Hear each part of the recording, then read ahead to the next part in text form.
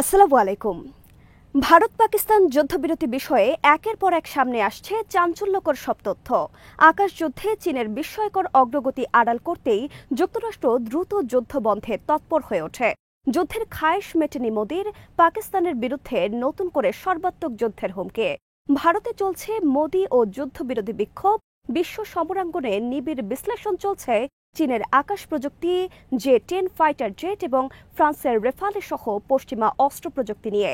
4 দিনের যুদ্ধে ধূলিসাৎ হয়ে গেছে ভারতের আঞ্চলিক ও বৈশ্বিক পরাশক্তি হবার স্বপ্ন। পাকিস্তানের কাছে শোচনীয় পরাজয়ের পর ভারত এখন সম্পূর্ণ অরক্ষিত আর অসহায় চীনা সামরিক শক্তির কাছে। সমর বিশ্লেষকদের মতে পাকিস্তান হাতছাড়া করেছে সমগ্র কাশ্মীর দখলের সুযোগ। বিডিভিউস ইনফোটেনমেন্টে স্বাগত জানাচ্ছি আমি ফাহাদিয়া মিতো। আজ জানাবো প্রতিরক্ষা সংক্রান্ত গুরুত্বপূর্ণ কিছু খবর। ভারত ও পাকিস্তানের মধ্যে 10 মে আকস্মিক যুদ্ধবিরতির কারণ বিষয়ে একের পর এক বেরিয়ে আসছে চাঞ্চল্যকর সব তথ্য। প্রকাশ হয়ে পড়ছে এর আসল রহস্য। আর যতই এসব তথ্য সামনে আসছে ততই উন্মুক্ত হয়ে পড়ছে ভারতের মিথ্যা আর পোশাকি আধিপত্যের নগ্ন চেহারা। যুদ্ধবিরতি বিষয়ে সর্বশেষ যে চাঞ্চল্যকর খবর বিশ্ব গণমাধ্যমে প্রকাশ হয়েছে তাতে বলা হয়েছে চীনা আকাশ প্রযুক্তির বিস্ময়কর অগ্রগতি আড়াল করতেই যুক্তরাষ্ট্র তড়িঘড়ি করে পাকিস্তানের ওপর প্রচণ্ড চাপ সৃষ্টি করে যুদ্ধ বন্ধ করার জন্য। অবিলম্বে এই যুদ্ধ বন্ধ করা না হলে এই যুদ্ধ সমরাস্ত্র প্রযুক্তির ক্ষেত্রে চীনের বিস্ময়কর অগ্রগতি আর চীনা অস্ত্রের কার্যকারিতা প্রকাশ হয়ে পড়ত গোটা বিশ্ববাসীর সামনে। আর একই সাথে চীনা অস্ত্রের বিপরীতে যুক্তরাষ্ট্র, ফ্রান্স, ইসরায়েল সহ পশ্চিমা অস্ত্র প্রযুক্তি যে এখন অকার্যকর হয়ে পড়েছে তাও জেনে যেত গোটা বিশ্ব। আর এতে করে পতন ঘটত বিশ্ব সমরাস্ত্র বাজারে দীর্ঘকাল ধরে যুক্তরাষ্ট্রের একচ্ছত্র আধিপত্যের।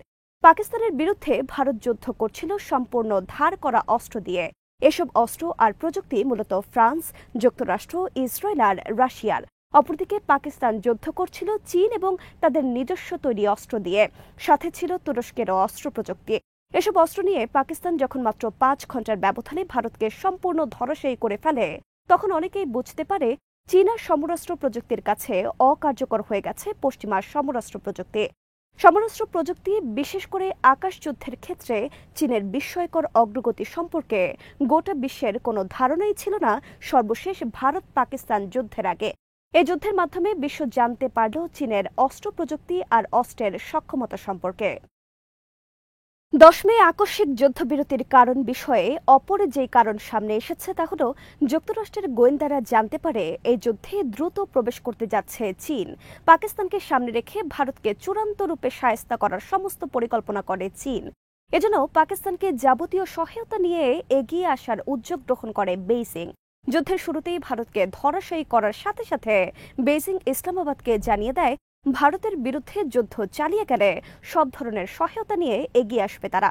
এই খবর জানতে পারে যুক্তরাষ্ট্র। যুক্তরাষ্ট্র বুঝতে পারে এই যুদ্ধের মাধ্যমে পাকিস্তানকে সামনে রেখে অনেক গোপন অস্ত্রের পরীক্ষা চালাবে চীন। ইতিমধ্যে চীনা যুদ্ধ বিমান, এয়ার ডিফেন্স সিস্টেম এবং PL-15 নামক মিসাইলের যে জাদুকরী সাফল্য দেখিয়েছে পাকিস্তান তাতেই প্রশ্নের মুখে পড়েছে পশ্চিমা প্রযুক্তি ও যুদ্ধ কৌশল। যুদ্ধ যদি আরও দীর্ঘ হয় এবং চীন যদি তাদের গোপন অস্ত্রের ভান্ডার পাকিস্তানের জন্য খুলে দেয় তাহলে তা একদিকে যেমন ভারতের অস্তিত্ব বিপন্ন করবে, অপরদিকে বন্ধ হবে যুক্তরাষ্ট্রের অস্ত্র ব্যবসা। প্রকাশিত খবরে আরো বলা হয়েছে নয়াদিল্লি ওয়াশিংটনকে জানায় এই যুদ্ধে দ্রুত প্রবেশ করতে যাচ্ছে চীন এবং চীন প্রবেশ করলে তাদের রক্ষার কোনো উপায় নেই। তাই তারা যুক্তরাষ্ট্রের কাছে কাতর মিনতি করে যুদ্ধ বন্ধে পাকিস্তানকে বাধ্য করার জন্য। এশিয়ায় চীনের বিরুদ্ধে যুক্তরাষ্ট্র ব্যবহার করে ভারতকে। তাদের প্রতিরক্ষা মিত্র ভারতকে রক্ষা এবং চীনা সমরাস্ত্র প্রযুক্তির বিস্ময়কর অগ্রগতির খবর আড়াল করার জন্য ওয়াশিংটন নড়ে চড়ে বসে যুদ্ধ বন্ধের জন্য। একদিন আগেও শুক্রবার যুক্তরাষ্ট্রের ভাইস প্রেসিডেন্ট JD ভ্যান্স বলেন, ভারত পাকিস্তান যুদ্ধের মধ্যে আমরা নেই। এটা তাদের দুই দেশের বিষয় এবং তারা এটা বুঝুক। কিন্তু কি কারণে আকস্মিক ট্রাম্প পরের দিন শনিবার যুদ্ধ বন্ধের জন্য পাকিস্তানের প্রতি তীব্র চাপ প্রয়োগ করল সে বিষয়ে প্রকাশ হয়ে পড়ে সব গোপন খবর। CNN প্রথম প্রকাশ করে ভারত যুক্তরাষ্ট্রকে প্রথম অনুরোধ করে যুদ্ধ বন্ধের জন্য। কেবল যুক্তরাষ্ট্র নয় বরং সৌদি আরব, ইরান, তুরস্ক সহ আরও বিভিন্ন দেশের দ্বারস্থ হয়েছিল ভারত যুদ্ধবিরতির জন্য। CNN এর খবর প্রকাশের পর সোমবার বিশ্বের বিভিন্ন গণমাধ্যমের খবর প্রকাশ পেল যুদ্ধবিরতি পেছনে আরও অনেক কারণ, যেখানে বলা হয়েছে ভারতকে রক্ষা ও চীনা অস্ত্র প্রযুক্তি আড়াল করার বিষয়টি। আল জাজিরার আধা ঘণ্টা ব্যাপী একটি বিশেষ প্রতিবেদনে বিস্ময় প্রকাশ করা হয়েছে কেন কি কারণে পূর্ণ যুদ্ধ চলাকালে আকস্মিক এই যুদ্ধ বন্ধ হয়ে গেল সেই বিষয়ে। আল জাজিরার বিশ্লেষণে বলা হয়েছে, ভারত ও পাকিস্তান এর আগে এত বড় মাত্রার কোনো যুদ্ধে লিপ্ত হয়নি। 4 দিনের যুদ্ধে পাকিস্তান ভারতের অনেক অভ্যন্তরে হামলা চালিয়েছে, যা ছিল নজিরবিহীন। ভারতের বিরুদ্ধে যুদ্ধে পাকিস্তানের বিস্ময়কর সাফল্য বিষয়ক প্রকাশিত খবরে বলা হয়েছে, 6 মে মধ্যরাতের পর ভারত যখন পাকিস্তানের বিরুদ্ধে হামলা চালায় তখন মাত্র 5 মিনিটের মধ্যে পাকিস্তান ভারতের বিরুদ্ধে পাল্টা আঘাত করতে সক্ষম হয়। এর পেছনে ছিল চীন ও তুরস্কের অস্ত্র প্রযুক্তির ভূমিকা। ভারতের হামলা শুরুর পরপরই পাকিস্তান আকাশে ওড়ায় তাদের কাছে থাকা চীনের জে-10 যুদ্ধবিমান। জে-10 যুদ্ধবিমান প্রযুক্তির ক্ষেত্র এতই অ্যাডভান্স যে ভারতের কোনো রাডারে ধরা পড়েনি সীমান্তের অনেক কাছে এই বিমানের উড্ডয়নের পরেও। জে-10 প্রায় নিঃশব্দ গতিতে চলতে সক্ষম। তাছাড়া আকাশে ওড়ার পর এর পাইলট যুক্ত হয় বিস্ময়কর এক এআই প্রযুক্তির সাথে, যা পাইলটকে অতুলনীয় শক্তি যোগায়। এতে রয়েছে এমন মিসাইল প্রযুক্তি যা আকাশে 300 কিলোমিটারের মধ্যে অবস্থানরত যুদ্ধবিমানকে আঘাত করতে পারে নিখুঁতভাবে। জে-10 যুদ্ধবিমান নিঃশব্দে চলার কারণে ভারতের রেফালে বিমানের 50 কিলোমিটার কাছে চলে যাবার পরেও তারা টের পায়নি রেফালের পাইলট। তবে এ সময় মাত্র 9 সেকেন্ডের জন্য ভারতের রাডারে ভেসে ওঠে জে-10 যুদ্ধবিমান। কিন্তু এত কম সময়ে তাকে ভূপাতিত করার মতো দক্ষ ছিল না ভারতের পাইলট। জে-10কে মিসাইল ছুড়ে ধ্বংস করার পরিবর্তে ভারতের পাইলটরা ভীত সন্ত্রস্ত হয়ে পড়ে এবং বিমান নিয়ে পালিয়ে ভারতের 300 কিলোমিটার অভ্যন্তরে চলে যায়। আর এভাবে আকাশযুদ্ধে ফ্রান্সের তৈরি আধুনিক যুদ্ধবিমান রেফালে পরাস্ত হয় চীনের তৈরি অপরিচিত যুদ্ধবিমান জে-10-এর কাছে। গোটা বিশ্বের সমরাঙ্গনে এখন নিবিড় পর্যবেক্ষণ এবং বিশ্লেষণ চলছে 4 দিনের যুদ্ধে ফ্রান্সের রেফালে, রাশিয়ার তৈরি S-400 এবং ভারতের কাছে থাকা ইসরায়েলের সমর প্রযুক্তির বিরুদ্ধে চীনের অস্ত্র প্রযুক্তি নিয়ে। এ বিষয়ে খবরে বলা হয়েছে, অনেক সমর বিশ্লেষকের চোখ কপালে উঠেছে আকাশযুদ্ধে চীনের প্রযুক্তিগত অগ্রগতি দেখে। বিশ্লেষকদের মতে, পাকিস্তান ইচ্ছা করলে ভারত নিয়ন্ত্রিত কাশ্মীর সহ আরও অনেক এলাকা দখলে নিতে পারত। কারণ পাকিস্তানের পাল্টা আঘাতে ভারত তখন এতটাই মুখ থুবড়ে পড়েছিল যে তাদের উঠে দাঁড়ানোর কোনো ক্ষমতাই ছিল না। তবে পাকিস্তান সেই সুযোগ হাতছাড়া করল যুক্তরাষ্ট্রের চাপের কারণে। পাকিস্তানের বর্তমান শাহবাজ শরীফের সরকার যুক্তরাষ্ট্রপন্থী একটি সরকার। কারণ ইমরান খানকে হটিয়ে শাহবাজ শরীফের সরকার প্রতিষ্ঠায় সরাসরি হাত ছিল বাইডেন প্রশাসনের। সে কারণে যুক্তরাষ্ট্রের চাপ উপেক্ষা করতে পারেনি পাকিস্তান। তাছাড়া যুদ্ধ দীর্ঘমেয়াদী হলে এর পরিণতি কোন দিকে গড়ায় তা নিয়েও চিন্তিত ছিল পাকিস্তান। অবশেষে তারা যুক্তরাষ্ট্রের প্রস্তাব মেনে যুদ্ধ বন্ধ করতে বাধ্য হয়। যুক্তরাষ্ট্রের প্রেসিডেন্ট ডোনাল্ড ট্রাম্প বলেছেন, তিনি উভয় দেশকে চাপ দিয়েছিলেন যুদ্ধ বন্ধ না হলে তাদের সাথে বাণিজ্য বন্ধ করে দেবেন। ট্রাম্প দাবি করেছেন, তিনি উভয় দেশকে রক্ষা করেছেন পারমাণবিক যুদ্ধ থেকে। ওয়াশিংটনের পক্ষ থেকে বলা হয়েছে, তাদের কাছে গোপন তথ্য ছিল এই যুদ্ধ ভয়ঙ্কর দিকে মোড় নিতে পারে। বিশ্লেষকদের মতে, যুক্তরাষ্ট্র যুদ্ধবিরতির কৃতিত্ব নিলেও মূলত ভারতই তাদের অনুরোধ করেছিল যুদ্ধবিরতির জন্য।